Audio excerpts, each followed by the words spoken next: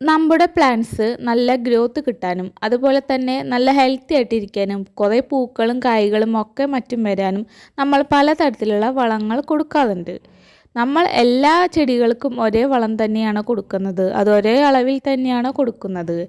Majority ആൾക്കാരും വരുത്തുന്ന mistake ഇവിടെയാണ്. ഇന്നത്തെ വീഡിയോ ഇതിനെക്കുറിച്ച് തന്നെയാണ്. എല്ലാ ചെടികൾക്കും ഒരേ വളമാണോ നിങ്ങൾ കൊടുക്കാറുള്ളത്? വീഡിയോ ഇഷ്ടപ്പെടുകയാണെങ്കിൽ തീർച്ചയായിട്ടും ലൈക്കും സബ്സ്ക്രൈബും ചെയ്യാൻ മറക്കരുത്. വീഡിയോ മുഴുവൻ സ്കിപ്പ് ചെയ്യാണ്ടും കാണണേ. എല്ലാ ചെടികൾക്കും ഒരേ വളം തന്നെ കൊടുക്കരുത്. അതിന് പിന്നിലുള്ള കാരണം ഇതാണ്. നമ്മളെ പോലെ തന്നെയാണ് നമ്മുടെ ചെടികളും. നമ്മുടെ മനുഷ്യർ നമ്മളെ എങ്ങനെ ട്രീറ്റ് ചെയ്യുന്നോ അതുപോലെ തന്നെയാണ് നമ്മളെ ചെടികളെയും കാണേണ്ടത്. നമ്മൾ മനുഷ്യർക്ക് ഓരോ ആവശ്യങ്ങൾക്കനുസരിച്ച് പലതരത്തിലുള്ള ഫുഡാണല്ലോ നമ്മൾ കഴിക്കുക. അതുപോലെ തന്നെയാണ് നമ്മൾ പ്ലാന്റ്സിൻ്റെ കാര്യത്തിലും. കാരണം പല ടൈപ്പിലുള്ള പ്ലാന്റ്സ് ഉണ്ട്. ആ എല്ലാ പ്ലാന്റ്സും ഒരേപോലെയല്ല. അവരുടെ സ്ട്രക്ചറും അവരുടെ സ്വഭാവങ്ങളും എല്ലാം ഡിഫറെൻ്റ് ആണ്. പ്ലാന്റ്സ് ഡിഫറെൻ്റ് ആയതുകൊണ്ട് നമ്മൾ കൊടുക്കുന്ന വളവും ഡിഫറെൻ്റ് ആയിട്ടിരിക്കണം. എങ്കിലും കൂടിയിട്ട് കൊടുക്കുന്ന വളങ്ങളിൽ ഈ 3 ഫാക്ടേഴ്സ് ഉണ്ടോ എന്ന് നമ്മൾ നോക്കണം. Nitrogen, phosphorus, potassium. ഇതിൽ നൈട്രജൻ ഇലകൾ കൂടുതൽ പച്ചപ്പോടെ വളരാനും തഴച്ച് വളരാനും കൂടിയിട്ടാണ് നമ്മുടെ നൈട്രജൻ നമ്മുടെ പ്ലാന്റ്സിന് കൂടുതൽ ഹെൽപ്പ് ചെയ്യുന്നത്. അതുപോലെ തന്നെ ഫോസ്ഫറസ് ചെയ്യുന്നത് നമ്മുടെ പ്ലാന്റിൽ പൂക്കളും മുട്ടുകളും കൂടുതൽ വരാനും പ്ലാന്റിൻ്റെ റൂട്ടിനെ കൂടുതൽ സ്ട്രോങ് ആയിട്ട് നിർത്താനും ഇത് ഹെൽപ്പ് ചെയ്യുന്നുണ്ട്. അതുപോലെ തന്നെയാണ് പൊട്ടാസ്യം നമ്മുടെ പ്ലാന്റിൻ്റെ മൊത്തത്തിലുള്ള ഗ്രോത്തിനും ഹെൽത്തിനെയാണ് സപ്പോർട്ട് ചെയ്യുന്നത്. പ്ലാന്റ് കൂടുതൽ ഇമ്മ്യൂണിറ്റി ആയിട്ട് നിർത്താനും പൊട്ടാസ്യം ഹെൽപ്പ് ചെയ്യുന്നുണ്ട്. ഇനി നമുക്ക് കാര്യത്തിലേക്ക് വരാം. ഓരോ ചെടിക്കും അതിൻ്റേതായ ആവശ്യങ്ങൾക്കനുസരിച്ചാണ് വളം കൊടുക്കേണ്ടതെന്ന് ഇപ്പോൾ എല്ലാവർക്കും മനസ്സിലായല്ലോ. ഉദാഹരണത്തിന് ഔട്ട്ഡോർ പ്ലാന്റ്സിന് അത്ര ഇമ്പോർട്ടൻസ് കൊടുക്കുന്നുണ്ട്. അതുപോലെ തന്നെ ഇൻഡോർ പ്ലാന്റ്സിന് ഇപ്പോൾ എല്ലാവരും ഇമ്പോർട്ടൻസ് കൊടുക്കുന്നുണ്ട്. ഇൻഡോർ പ്ലാന്റ്സ് ആയിട്ട് കൂടുതൽ എല്ലാവരും ചൂസ് ചെയ്യുക കലാത്തിയ, അഗ്ലോണിമ, ലീഫി പ്ലാന്റ്സ് ആണ് നമ്മൾ കൂടുതലും സജസ്റ്റ് ചെയ്യുന്നത്. ആ ലീഫി പ്ലാന്റ്സ് വയ്ക്കാനുള്ള കാരണം അവിടെ ഇലയുടെ ഭംഗിയും ആ കളറും എല്ലാം നമ്മൾ നോക്കിയിട്ടാണ്. അപ്പോൾ ഇലകൾക്ക് കൂടുതൽ ഭംഗി കൊടുക്കാനുള്ള വളം നൈട്രജൻ ആണ്. ആ നൈട്രജൻ അടങ്ങിയ വളം കൊടുക്കേണ്ട സ്ഥാനത്ത് നമ്മൾ പൂക്കൾ ഉണ്ടാകാനുള്ള വളം കൊടുത്താൽ എന്ത് സംഭവിക്കും? സ്വാഭാവികമായിട്ടും ആ ചെടിയുടെ നാച്ചുറൽ ഭംഗി പോയി കിട്ടും. അതുമാത്രമല്ല ചെടി കരിഞ്ഞു പോകാനുള്ള ചാൻസ് വളരെ കൂടുതലാണ്. ഇനി പൂക്കൾ ഉണ്ടാകാനുള്ള ചെടികൾക്ക് നമ്മൾ നൈട്രജൻ അടങ്ങിയ വളം കൂടുതൽ കൊടുത്താൽ എന്താ സംഭവിക്കുക? സ്വാഭാവികമായിട്ട് ആ ചെടിയുടെ ഇലകൾ തഴച്ച് വളർന്നിട്ട് ഒരു പൂവ് ഒരു കായ പോലും ഉണ്ടാവില്ല ആ ചെടിക്ക്. ഇനിയുള്ള ഡൗട്ട് എല്ലാ ചെടികൾക്കും ഒരേ വളം ഒരേ അളവിൽ തന്നെ കൊടുക്കാമോ എന്നതാണ്. അങ്ങനെ നമ്മൾ ഒരിക്കലും ചെയ്യരുത്. കാരണങ്ങൾ ഇതൊക്കെയാണ്. ഒന്നാമത്തെ കാരണം ഫെർട്ടിലൈസർ ബേൺ അവിടെ നടക്കുന്നു. കാരണം കട്ടി കൂടിയ ചില വളങ്ങൾ ഒരേ അളവിൽ തന്നെ ചില ചെടികൾക്ക് കൊടുക്കുമ്പോൾ അവിടെ ചെടി കരിഞ്ഞു പോകാനുള്ള ചാൻസ് ഉണ്ട്. അതിന് ഏറ്റവും ബെസ്റ്റ് എക്സാമ്പിളാണ് ഇൻഡോർ പ്ലാന്റ്. ഇൻഡോർ പ്ലാന്റുകൾക്ക് നമ്മൾ കട്ടി കൂടിയുള്ള വളങ്ങൾ കൊടുക്കുമ്പോൾ അത് താങ്ങാനുള്ള കപ്പാസിറ്റി അവർക്ക് കുറവാണ്.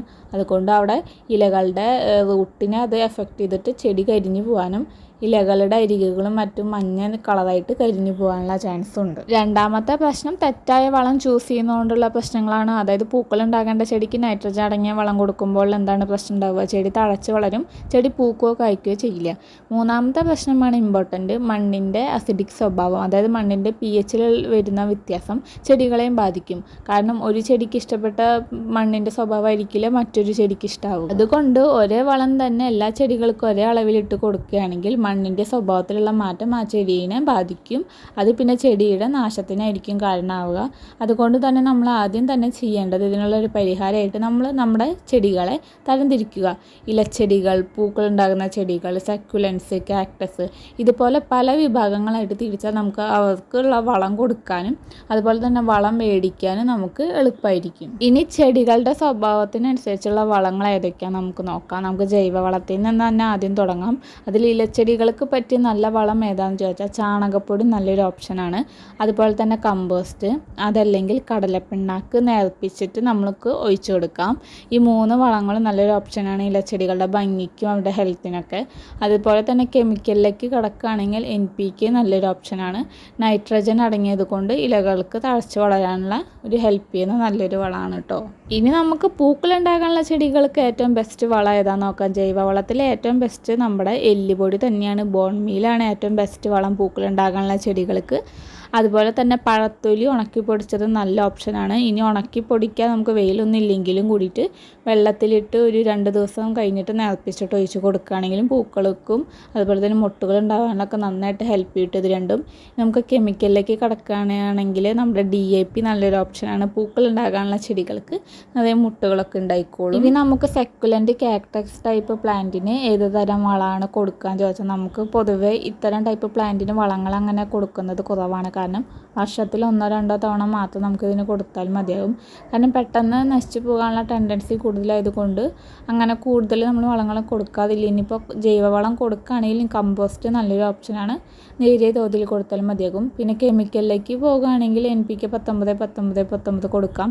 പക്ഷെ നന്നായിട്ട് നേർപ്പിച്ചിട്ട് വേണം നമ്മൾ അതിൻ്റെ ചുവട്ടിലായിട്ട് ഒഴിച്ചു കൊടുക്കാൻ. കാരണം പറഞ്ഞതുപോലെ തന്നെ കുറച്ച് സെൻസിറ്റീവ് ടൈപ്പ് പ്ലാന്റ് ആണ്. പിന്നെ മഴക്കാലത്തൊന്നും നമ്മൾ ഒഴിച്ചു കൊടുക്കാണ്ടിരിക്കുക. അതുപോലെ തന്നെ ഒക്ടോബർ തൊട്ട് മാർച്ച് വരെയുള്ള സമയത്താണ് വളം കൊടുക്കാനുള്ള നല്ലൊരു ഓപ്ഷൻ. NPK കൊടുക്കൽ നമ്മൾ നന്നായിട്ട് വെള്ളം ആഡ് ചെയ്തിട്ട് ലയിപ്പിച്ചിട്ട് വേണം കൊടുക്കണം എന്നുണ്ടെങ്കിൽ. കാരണം ഇതിപ്പോൾ ഉദാഹരണത്തിന് ഒരു സ്പൂണിന് ഒരു 3-4 ഇരട്ടി വെള്ളം എടുത്താലും കുഴപ്പമില്ല. കാരണം ഞാൻ പറഞ്ഞില്ലേ പെട്ടെന്ന് ചീഞ്ഞു പോകാൻ ചാൻസ് കൂടുതലായതുകൊണ്ട് നന്നായി നേർപ്പിച്ചിട്ട് വേണം കൊടുക്കാൻ. ഇത്രയും കാര്യങ്ങൾ പറഞ്ഞത് മനസ്സിലായെന്ന് വിചാരിക്കുന്നു. ഇനിയെങ്കിലും കടയിൽ പോയി തോന്നിയ വളങ്ങൾ തോന്നുന്ന പോലെ നമ്മൾ ചെടികൾക്ക് ഇട്ട് കൊടുക്കാതിരിക്കുക. നമ്മുടെ ചെടിയുടെ ഹെൽത്ത് നമ്മുടെ കയ്യിലാണ് ഇരിക്കുന്നത്. Thank you. നെക്സ്റ്റ് വീഡിയോയിൽ കാണാം. ബൈ.